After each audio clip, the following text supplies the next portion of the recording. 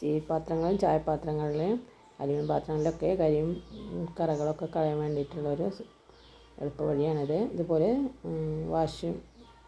Dish washer powder വാങ്ങാൻ കിട്ടും. അപ്പോൾ അത് 20 രൂപയാണ് അതിന് വില വരുന്നത്.